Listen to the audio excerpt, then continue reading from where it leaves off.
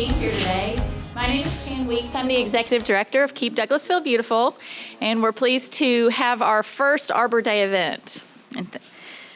I would like to start out by reading a poem that was written by the City of Douglasville's Poet Laureate, Alice Shapiro. Ms. Shapiro was unable to be with us today, but asked if I could read that in her place. The poem is found on the back of your program if you'd like to read along. It's called An Ode to Trees, written for Arbor Day 2013. In summer, under a great red oak, wrapped snug in a hand-knit coverlet, a child's first sight is bright blue, overlaid with leaves gently swaying. Later, cherry blossom branches stretch over into her front yard. She reaches up with young arms, eats the sweet God fruit. And also in that yard, a willow weeps, yet she feels like a princess feels, disappearing through its dangling tendrils, safe, protected, looking out at the world passing. Too soon, a darker day, with troubles brewing, freezes her most vulnerable heart, stone cold. She blames the very sight of trees for their part in her dis-ease. It makes no sense. So she wakes in time, as if the sunbeams of the forest melt her hardness. In the solitary wood, peace is understood. Soldier trees, stately guardians of human frailty, keep stress and strain at bay in the cool shade of her own wilderness.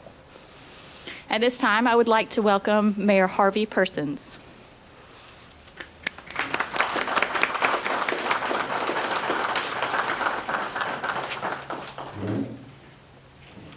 Good morning, and thank you, Chan. Is this a beautiful day, or is this a beautiful day? Great day that the Lord has made. We've been getting a lot of rain and cloudy weather, and this is certainly a beautiful day to be planting a tree for Arbor Day. Before I start, though, let me ask, who knows anything about Arbor Day? Well, we've got Chan and we've got Earl Cosgrove, one of our master gardeners. But let me ask you another thing. How many people think that one person can truly make a difference in history or what goes on in the world? You're exactly right. And today is Arbor Day. And does anybody know when Arbor Day got started? Got you. Arbor Day got started in 1872 in Nebraska, and it was started by a gentleman by the name of Julius Sterling Morton. And Arbor Day has been going on just about every year since he first started it in 1872, and as a result of his efforts, millions, literally millions of trees have been planted across America. Arbor Day is now recognized in not over, because we only have 50 states, but it's recognized in all 50 states and also in other parts of the world. Let me read a couple of them to you, because I couldn't remember exactly what all of them are, but they have Arbor Day, or Arbor Day is recognized as Greening Week in Japan. The New Year's Day of Trees is in Israel, and the Tree Loving Week is what they call it in Korea, and they call it the National Festival of Tree Planting in India. So as you can see, one person has truly made a difference. A lot of times we say, well, I'm only one person, what can I do? But one person throughout history a lot of times has truly changed the course of our history as we know it. And Mr.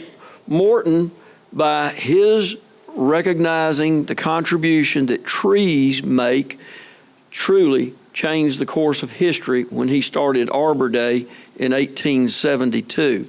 Because, why are trees important? Does anybody?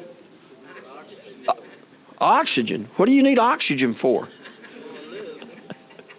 You're right. If you want to keep living, we need oxygen. And I'm not going to launch into the science of how we breathe out and the trees take in they take into carbon, they process it, and they put out oxygen. Now, the city of Douglasville, we actually have a tree ordinance, and we also have our green communities certificate, and we're working towards becoming a tree city of USA. And holding this Arbor Day event is very important in us gaining that certification. But in Douglasville, we truly believe in keeping our community green. We believe in keeping it beautiful. As a matter of fact, Ms. Chan Weeks just got back from Washington, a week or two ago, where we received a national recognition for what we do with keeping Douglasville beautiful and helping keep our community green. We're going to continue with that today with our recognition of Arbor Day. I have a proclamation that I'm going to read, and then I believe we have a couple of other things on the program, right, Chan? And then we are going to plant is it a pecan or pecan? Very good. They tell me we're going to be able to do one of each. We're going to plant a pecan tree, and then we're also going to plant a pecan tree. Before we started with the program, I was talking with Miss Culpepper, who's with the University of Georgia Extension Service, and she was telling me about the pecan tree that we're going to be planting, and I asked her if it was a pecan or a pecan. She said, well, it depends on where you're from. She said, I originally was down in South Georgia, and we called them pecan trees down there, and I told her, I said, well, I can understand that because until I was about 18 years old, graduated from high school, went off to college, I always thought they were pecan trees too, and then I found out that there are pecan trees. So I think we're only going to plant one though, right? Yeah. 6 trees, same variety. 6 trees, same variety. 2 different. Well, we may get some pecans and pecans. Okay. All right, let me read this proclamation that we're going to be presenting today. It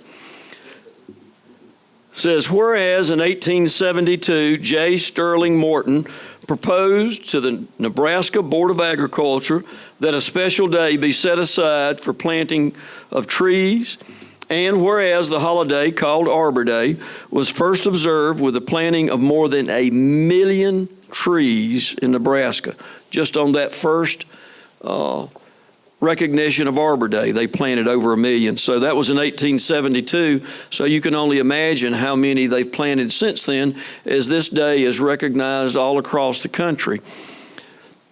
Now let me add that it's not always on the same day, because if you get up into the north or the very northeast or the Midwest or the extreme portions, once you get up into Montana, Wyoming, up in there, I don't think they're planting trees today.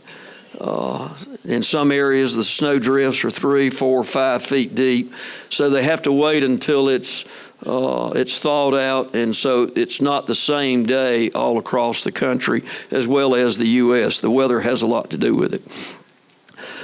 But continuing on, it says, whereas the holiday called Arbor Day was first observed with the planting of more than 1 million trees in Nebraska, and whereas Arbor Day is now observed throughout the nation and the world, and whereas trees can reduce the erosion of our precious topsoil by wind and water, lower our heating and cooling cost, moderate the temperature, clean the air, produce oxygen, and provide habitat for wildlife. And whereas trees are a renewable resource, giving us paper, wood for our homes, fuel for our fires, and countless other wood products. And whereas trees in our city increase property values, enhance the economic vitality of business areas, and beautify our community. And whereas trees, wherever they are planted, are a source of joy and spiritual renewal.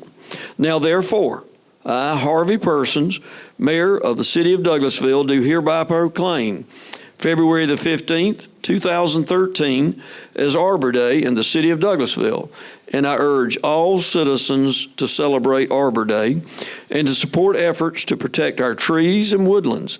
And I further encourage all citizens to plant and care for trees to gladden the heart and promote the well-being of this and future generations. So proclaimed this 15th day of February 2013. And in closing with my part of the program, I want to certainly welcome and thank each one of you for being here this morning. It's certainly a little nippy. It is a beautiful day, but I think it's great to see this good of a turnout to recognize Arbor Day and to plant a tree and understand the importance of our trees, our foliage, our forest, and all of the other plants that we have in our communities, because they truly are very important for the things that they provide, not only for the beauty that we have but and the aesthetics, but for the oxygen that we breathe. And without it, we'd have a serious problem. So again, thank you for being here. Welcome. And with this, I believe we're going to turn the program over to Miss Livingston, or Mr. Livingston. Kevin, I'm sorry. Thank you, Kevin.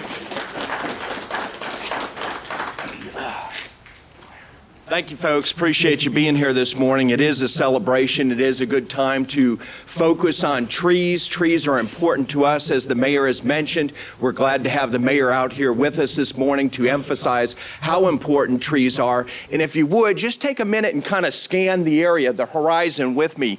Take a look here. Take a look at some of the hardwoods directly behind you. Look at the different structures there are. Look at the different leaf textures. We have different colors that come in the fall, the bright colors, and then, of course, in the spring. So not only are trees aesthetically pleasing, but they also add memories. And I want to share a little memory of my daughter I received, and I believe the gentleman sitting right in the front row there, Earl Cosgrove, brought me a small bloodgood Japanese maple, bloodgood, to my home. And my daughter came up to me, who is a Girl Scout, and said, "I'm working on a project, and I need to do something with trees. Can you help me?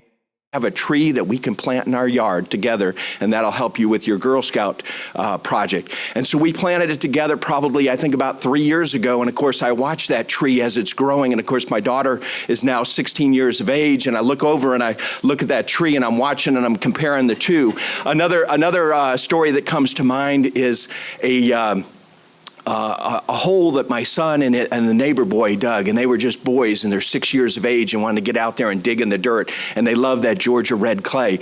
And Mother's Day came around, and we decided that it was time to find Mom a gift, and we came up with a little gem magnolia tree, and we decided to plant it in the hole that the guys had dug. Of course, we had to shrink the hole down a little bit, but we didn't have to worry about soil compaction, so that was neat. So we have memories with our trees. And then when we get into there's some trees that follow us in history. If you look at the old photos from the old courthouse, we had the big oak trees there, and unfortunately we had to replace those with some some maples, which maples are great. It's unfortunate we had to take the trees down. But we had that history that the trees are in the background of history being made. But I want to talk about some additional benefits, as the mayor has mentioned, some of the functions that trees do. And of course, you all know about air quality, the absorption of carbon, and the releasing of oxygen. And as we grow as a community, city of Douglasville, Douglas County, and we're close to the metro area, it becomes more and more important to make sure that we have trees. And one of the articles that I was reading as I was preparing for today's talk, it said that an acre of trees will supply enough oxygen for 18 people. I want you to look around right here. We have more than 18 people here, and there's probably a few acres out there, but it gives you a perspective. If that statistic is correct, it really gives you a perspective of how valuable trees are to our well-being. But one of the things that it was mentioned, but you're probably not aware of, trees help with water quality. Water quality. And you say, well, how's that? Well, the trees help slow down erosion. One of our biggest problems with pollution in streams, rivers, creeks, and ponds, lakes is soil. And so it slows down erosion. But another thing is, when you look over here and you see that big, heavy, natural wooded area, an acre of land will absorb in a heavy rainfall in 1 hour's time 20,000 gallons of water. So when we look at an acre of land that's wooded or in the natural setting, it absorbs moisture. What are we struggling with in our state? Water. Water. So it's very important for water. Another thing that you see as we grow and we have this need to expand because of the growth coming into our population coming into our community and wanting to travel into Atlanta to do their work and that sort of thing. And of course we have lots of nice things going on in the metro area. So people want to come here. And so we start expanding and we start to get more what we call impervious surfaces. And as we get more impervious surfaces, we get more runoff. And the water starts to build up momentum and starts cruising across the parking lots, and we start to pick up oil and some of the other contaminants. By moving that into some of these natural areas, it starts to dissipate or clean itself up. It slows it down from going into the water and streams. So trees tie in very closely to water and water quality and quantity. Trees also have an effect on the heat. We can cool down our parking lots by shading them. And if we shade them, we reduce the need to resurface them as frequent. We also, by cooling them down, we reduce the amount of evaporation. Those areas become so hot that it actually has an effect on our weather. So these are things to consider. I also want to talk about a little bit about the maintenance of trees. And I'm not talking about the individual trees so much as I'm talking about how we look at trees in our community. As we grow, and there is going to be growth in Douglas County and the city of Douglasville, and we really need to look at the way we're utilizing or saving trees, planting trees, encouraging folks to plant trees, picking the correct varieties for this area so they do well. As we look out over this horizon here, we see pine trees. That's about 75 years of growth there. When we look behind you and you got the hardwoods, that's 100 years of growth. When we start out just bare ground and grassy area like this, and if it was let go, it would take 100 years to get to the point where we get hardwoods. And the reason we want hardwood forest is because we get diversity of plant material in those forests, and that adds to the diversity in our wildlife, and it keeps a healthy balance in our ecosystem. So if you want any additional information about trees, feel free to let me know. I work for the University of Georgia right here in Douglas County. I serve Douglas County, city of Douglasville, and we'd be happy to share that with you. On the back table, we do have some flyers on planting pecan or pecan trees. They're one and the same, just in case you're not familiar with that. On the back table. Also, we're going to bring up Miss Susan Culpepper here in just a minute, and she's going to talk about the nutritional value of pecans and has a display on the back. Little advertisement, 4-H. UGA is umbrella for 4-H, Ag and Natural Resources, Family and Consumer Science. 4-H is selling onions right now. You can place Vidalia onions if you want to place an order for it, and then collect it in May. And that's just a little advertisement. Thank you, Chan. Should have asked first. But anyway, Miss Susan Culpepper, you're up. Thank you, folks.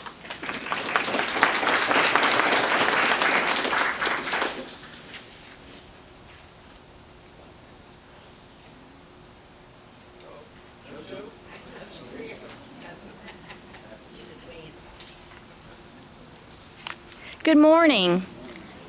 It's a pleasure to be here. And when Kevin was sharing with me about this day, I thought, wow, that is a wonderful idea about Arbor Day and planting pecan trees. And what about the nutritional value? Because there's so much to talk about. What about cooking with pecans? And so I appreciate the opportunity to be here. Now, whether you say pecan or pecan or some other way of saying it, it is still a wonderful nut, and there's so many great ways to cook with it, and it has wonderful nutritional value. When I first worked with Extension, about almost 25 years ago now, down in Jessup, I had a coworker who was from down around Thomasville. His name was Mike Dollar. And Mike grew up actually south of Thomasville, not quite in Florida, and pecans were Southwest Georgia, really the capital of Georgia, and Georgia, the capital of the nation, most years in pecan production. And I had started saying pecans even though I grew up saying pecan, and he really kind of shamed me into returning to my roots and saying pecan. So we can argue over how you say that, but they are really a wonderful nut, the nutritional value, and cooking with them. At about the same time that the gentleman developed the idea for Arbor Day, we had Georgians planting groves of pecans to put them into production. So it's been quite a number of years ago, and just in the past couple of years, our production here exceeded 100 million pounds. 100 million pounds, and the dollar value was $265 million. So this is very valuable to Georgia agriculture, and we are number one in pecan production for 2012, also in peanuts and broiler chickens. So we have a lot to be proud of in Georgia relating to agriculture. And we can think of ourselves here in an urban agriculture setting or suburban, however you want to think through that. But there is a lot, as Kevin said, to think about and pay attention to, whether we are cities or the county or just homeowners when you're thinking about agriculture.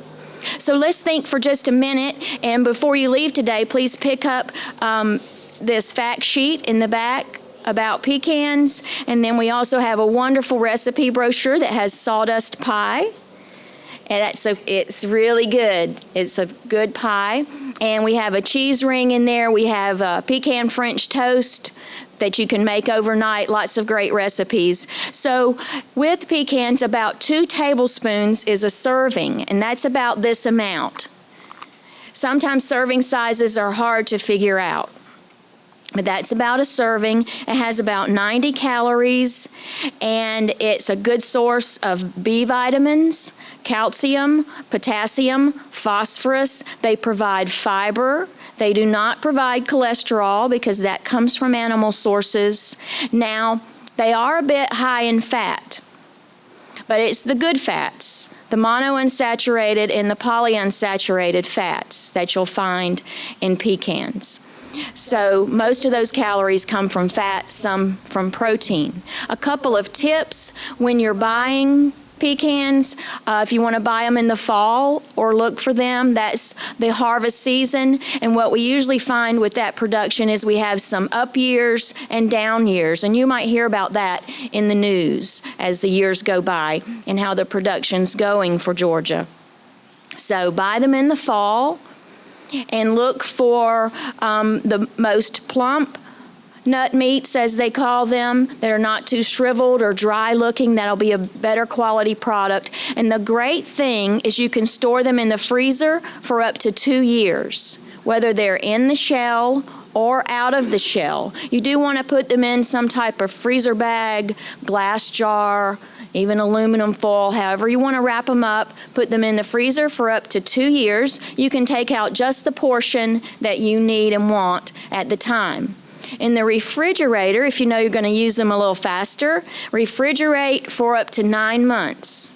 You do want to keep them in the nice jar, a bag, something to protect them from the moisture, even in your refrigerator. But 9 months, quite a bit of time to use those in all your favorite recipes. If you want to bring out the flavor even more, maybe you're concerned about the fat, you want to cut down on the quantity you're using in a recipe, or as a garnish, for instance, on a salad, you can toast them in the oven or even in the microwave. You can toast them on the stovetop even, in a pan, just tossing them.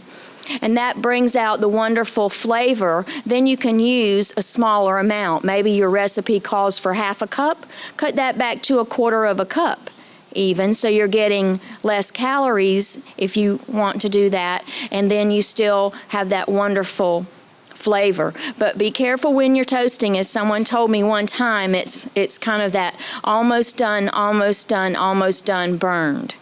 So you really have to pay attention, and that kind of, we can't really say, well, that's going to take 1 minute under your broiler or 3 minutes, because it relates to the amount of fat, and that is dependent on the growing conditions and how they're stored. So just watch them closely in that way in the oven. So we have a comparison also in the back of some cashews, some of the serving size, almonds, and walnuts. So you might want to take a look at that. And if you have any questions, just feel free to call on me. I'll be around for a little while afterwards. It's been a pleasure to be here with you. And I think next, for a wonderful part of the program, we're actually going to plant our pecan or pecan trees. Thank you.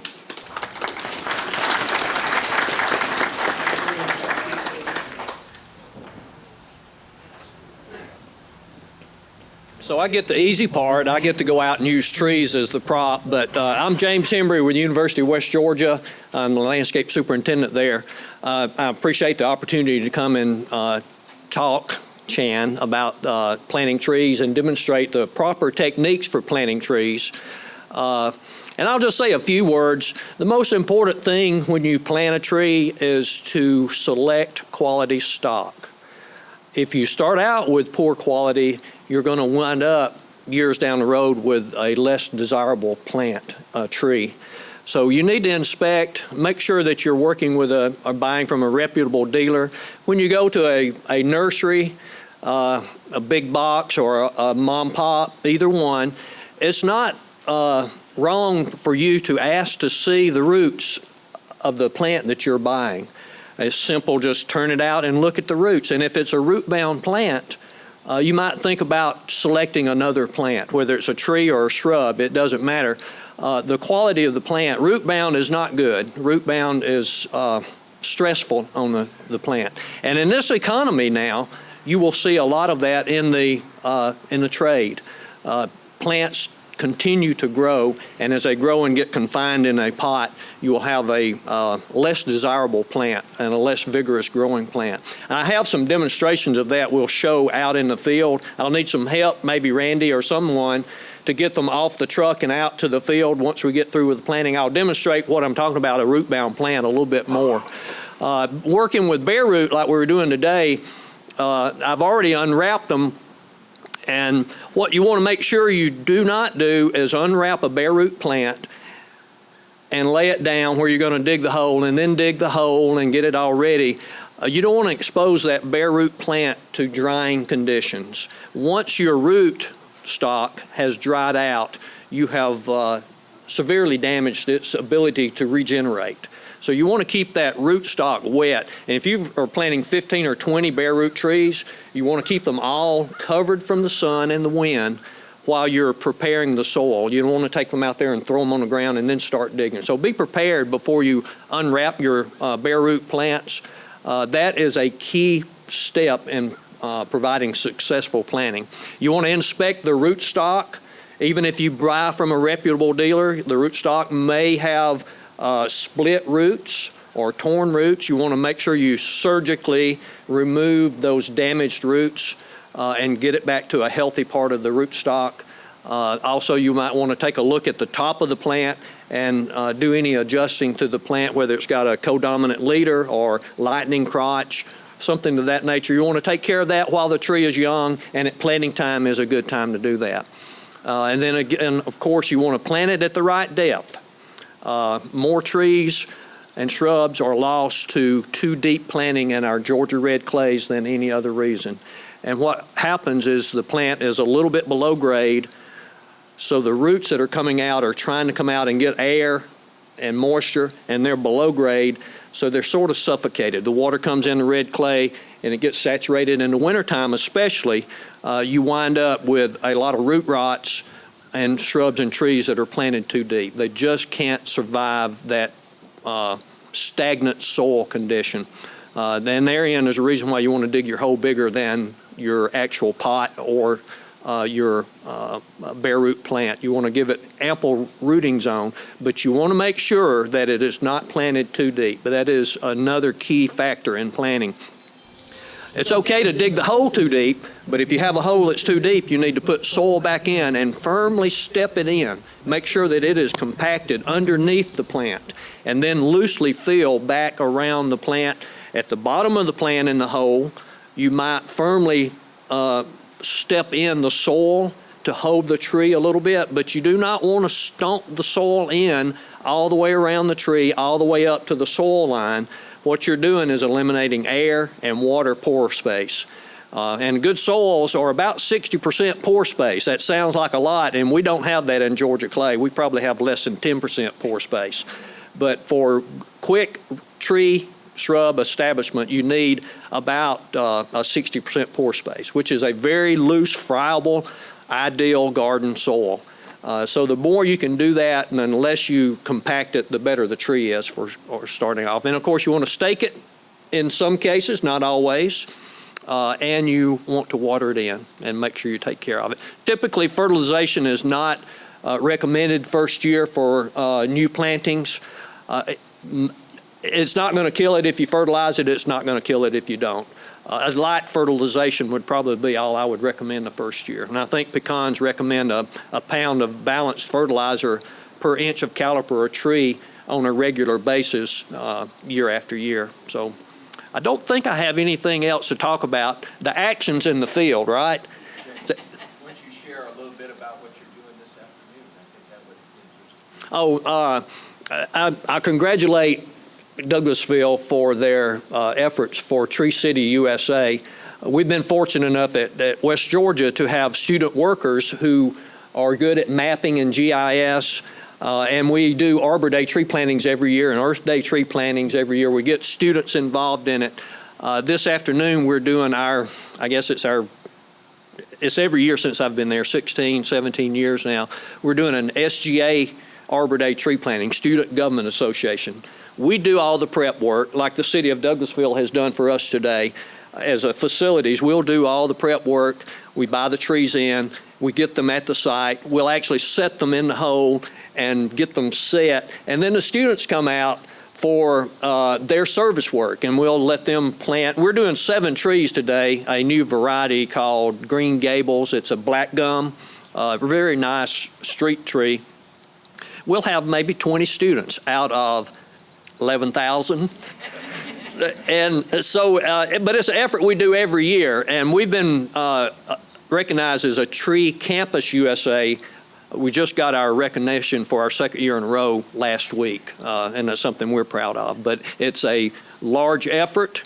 It's not something that happens overnight, and this is part of the program for getting that recognition. So we do an annual tree planting every year, and I also have one tomorrow with the Boy Scouts. So it's that time of year. Fall is for planting, but the third Friday of February is always Georgia Arbor Day, regardless of what date that falls on. It's the 3rd Friday.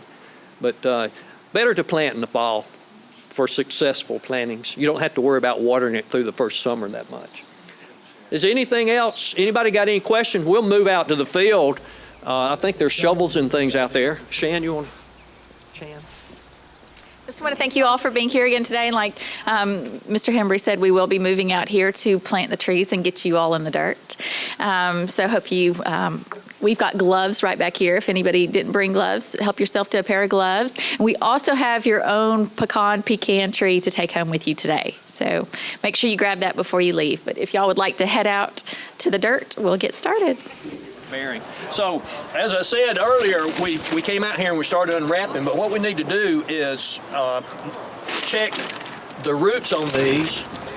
Check that out. Isn't that pretty massive? That's a deep root. So, we have some damage here from the digging process, and what we like to do is clean that up a little bit. And the more you can clean it up, I'd like to get a clean cut on this bottom.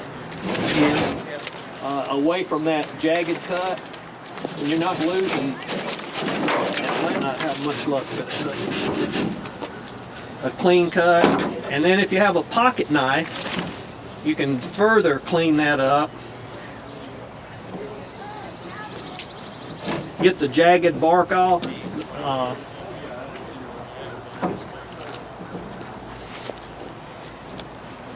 And that will heal over.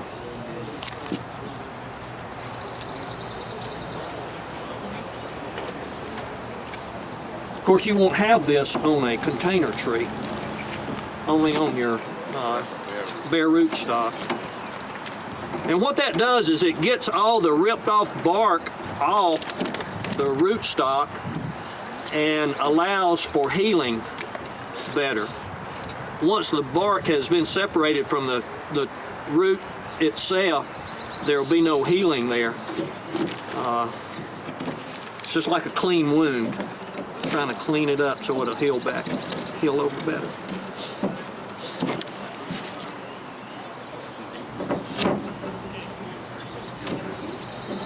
Okay, so that's pretty good.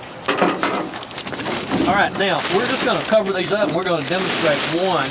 Randy and I have been over here and, thank you, and started digging in this hole. Is 3 foot wide in diameter, we think. Yeah, these holes were pre-dug, so we did not have to dig them this way. So all this soil around here is loose. It was dug out and loosely put back in. And what you want to do is try to plant your stock. That one needs to be a little bit deeper. Just a little bit, not much. This is the graft union. This is the understock trunk, and this is the crown of the tree. So I would think that, I don't know, Randy, what do you think? That's pretty close to right, We isn't could go a little higher because it's a pretty heavy soil. No, I'm pushing down. It ain't going nowhere. It's not going to go No, anywhere. sir. That's it. So you don't want to plant at the graft union, and you don't want to cover up the understock trunk. So this is where the root flare is going to start. So a little bit higher, but not much. I would say because it's pretty heavy soil and it's kind of flat. Yeah. So we'll just put a small amount of soil in there and try to step it down if you can get your foot in it.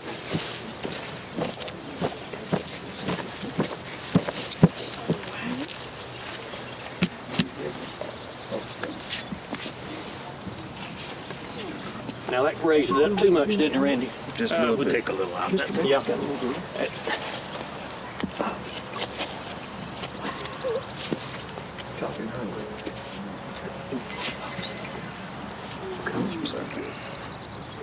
What do you think? I think that'll be good. We'll Okay. just- Randy's Round it up a little bit. another one of our local arborists. He comes from California where there's a lot of sandy soils, right?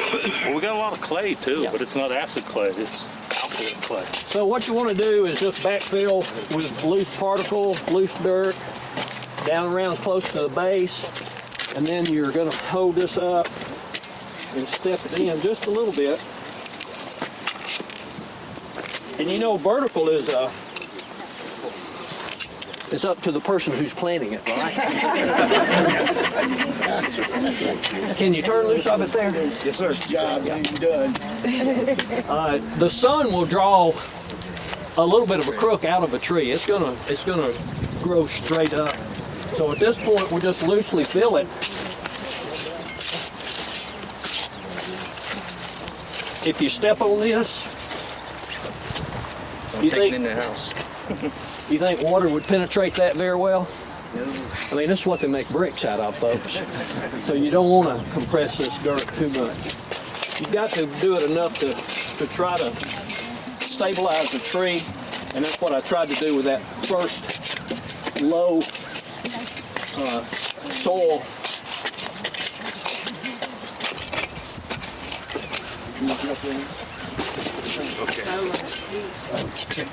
So would you think if this tree had a large root ball on it that weighed about 500 pounds and is well rooted in it, would you think staking would be critical on it? No, common sense would tell you that's sort of going to hold it together. If it's loose in that root ball, it might need staking. But what about this one?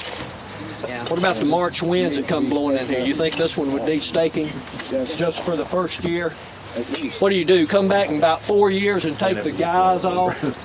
No. No, not 4 years? How about 6 months? No. Yeah, A year or two. No, probably that's too long. probably 6 to 12 months. So you don't have girdling. These were actually grown with an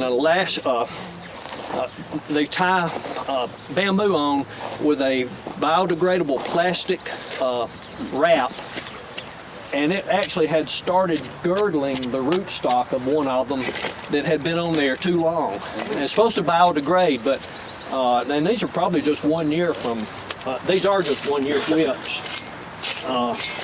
So you don't want to leave a guy wire tied onto a tree for more than a year at all. You see too many trees in commercial sites that do not have professional maintenance that will have the tops, might as well say it's dead because it's girdled. That tree guy. They used to use wire, now they're using cloth, but that cloth still does not degrade quick enough. The nylon mesh type is what we'll be using today. And you don't want to tie a tree down so hard that it's like a mailbox cemented in. There's research, and I can't quote it, but there's research that shows that some moving of the tree is beneficial for root establishment. As a root goes out, a little bit of bending might break it a little bit and cause it to fork out. So you just don't want it rigid. You want it a little bit loose. It's kind of like having a broken arm in a cast. It's in a cast for a long time. When the cast comes off, those muscles have atrophied because they haven't moved. If you leave it on there for 6 to 12 months, should you check the adjustment of that periodically? But you don't want it so tight that it's not going to move. It would be good if it moved a little bit. So in 3 months, you might need to adjust that, maybe. You could check it, and one way of firming it up a little bit more is to drive the stake in a little bit deeper. In some cases, there's a lot of different ways to stake a tree. There's a 2-stake system, there's a 1-stake system, and there's also a tri-stake system. And all of them work. It just depends on which one is most, to me, which one's the easiest and does the job right. We use tri-stake on large trees. We use single stake on small trees. I've never used the double stake method myself. It just doesn't seem like it is functional. Landscape architects like to design it because it looks good with a tree standing on a piece of paper with 2 stakes beside it. But that only protects it in one direction. It doesn't protect it in another one as much as a tri-stake would. And if you're doing a single stake, what are our prevailing winds here? Generally speaking, our hardest prevailing winds? Out of the northwest? Yeah. So, and I'm not sure which way that is, it's probably that way, just guessing. So if the wind is blowing, I'll just say in that direction, if the wind is predominantly blowing that direction, the tree's going this way. If you're doing a single stake, would this hold better or would this hold better? This one would. Oh, okay. If the wind's blowing, it can pull the stake on out of the ground. This way you're blowing the tree against the stake and into the ground. So I have seen these pulled out of the ground. And you know, we could get a wind out of the east. So, but if you're doing a single stake, that is what I recommend doing is putting it in against the prevailing wind. Not like that, but like that, if that is northwest. You're talking about staking it up, like but that. some people use a wire from the tree to the stake. That is correct. To the pin. And that will, when that tree grows, it's going to start swelling around that wire. That's why you take it off in that short a period of time within a year, because of the growth. But sometimes I find that I have a tree that I'm planting that has branches on it. And I use those branches to be the point where I can tie a wire, but I'm going to use a piece of garden hose to put my wire through over those branches so I do not harm that tree at any time. So you can use a wire, a string, or what have you, if you have branches to tie it across and not tie it around the stem itself. Wire used to be the dyeing material of choice until they came up with such a easy fabric to use. There's a webbing that they use now. And you can't put a hard wire around the trunk, so like Mr. Cosgrove said, wrapping it or running it through an old piece of garden hose protects the tree from that girdling effect. Now, the separation of trees, I've seen trees put 25 feet apart I remember taking out 50 trees because of Hurricane Frederick.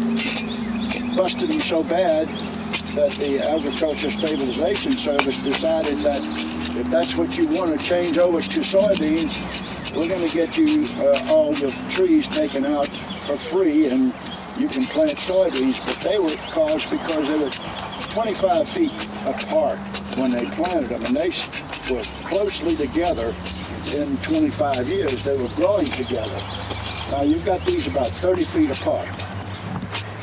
In 25 years, they're pretty close to touching. Oh, sure. Be a nice canopy, won't it? Yes, it'll be great. Does anybody have any questions about planting the pecan tree? Will the tree find its own balance after establish its root? Right now, the tree is like this. Put your feet together like that. And I can come up and push you right over. Once the roots go out, it's like that. I can't push you over then. So once the roots get in and hang onto the ground. See these big trees up there? So it will establish its own balance. What keeps that tree from falling down?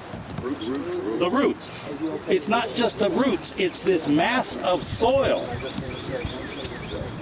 Look at a mass about 20 feet in diameter, 3 feet deep. How much does that weigh? Quite a bit. It's kind of like the old ashtrays that had a weighted base on them that stood up about this high. They don't knock over. That's what holds the trees up. When you see trees falling over, look at the roots. A lot of times the roots are rotted.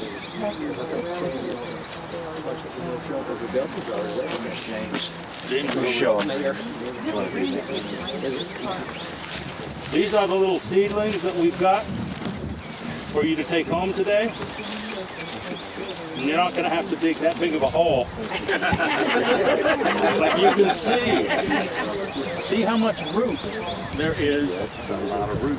That is. So what you're going to do is plant it right about there. That was the soil level. So that's what we're going to plant it. There's directions in there how to plant it. And these get big. But if you look around downtown Douglasville, there's a number of pecan trees in some of these small yards. Quite a few if you look. Well, now how old's the one that you just planted? This is probably 1 year's growth. 1 year from here. It was budded on understock, and then the first year they cut off the sign, and then this went straight up. It went straight up because it had that massive understock. Yes, it had that's probably a 3-year-old rootstock, or maybe a 4-year-old. That's what this would be in 3 years. This is a seedling. This is not a variety. And that's how they get such a large plant, nice straight whips. And these are good quality. How long before they start branching off, growing branches? Maybe this year, maybe next year. And how many years before it produces fruit? Maybe 15. 15 years. So you have to be You might get some small fruit off a little bit in 7 to 10, but nothing to write home about. So you can't retire on your crop. I may never see you get Plan and plant ahead. So straight towards Kevin is the northwest. Someone was correct on that. So if the wind is coming predominantly out of that direction, I would put a singular stake here. And you don't want to push it up against it and scar it too much. And you're going to have to drive it a ways till you get past the loose soil profile that the Parks Department has made. You couldn't find a bigger hammer? We have young bucks at work that do this. I'm not normally one of them in, but that's a good idea if I'm going to be doing this much. That's pretty good. Solid. They go red.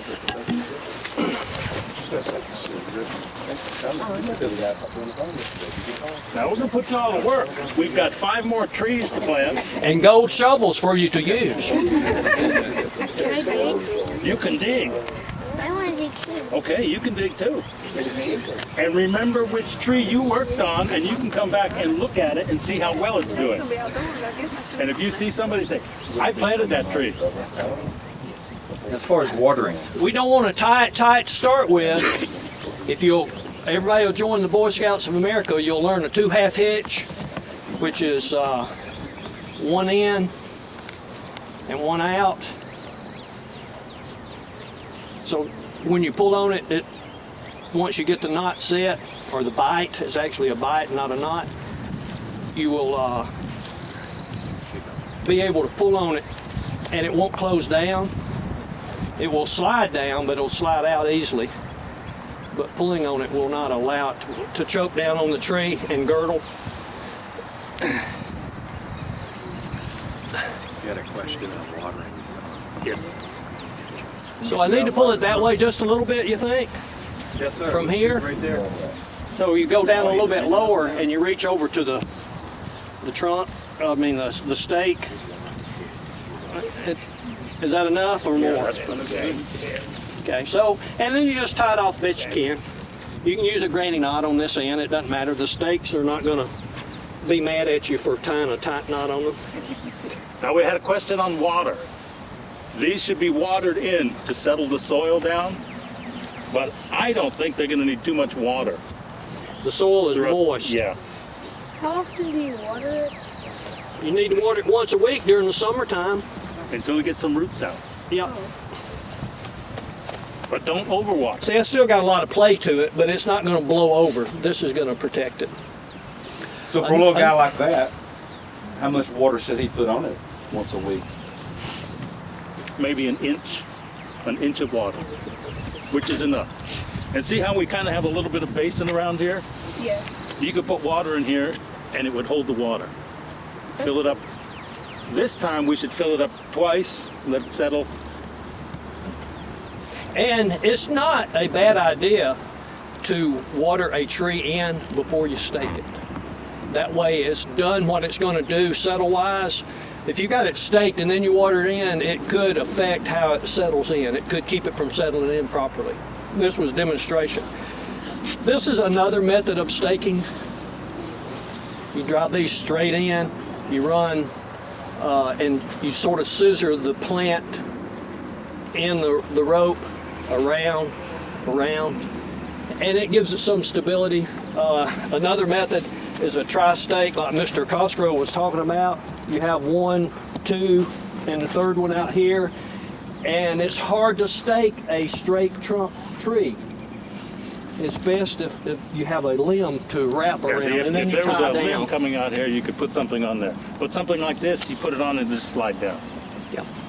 So that's just a quick demonstration. Now, I guess in order to get the mayor dirty, we need to go ahead and plant another tree. And I can demonstrate or show you a tree and how to beat a tree up that's not good quality when we get through with our tree planting. Y'all game for that? Do the one in the sun. Okay. So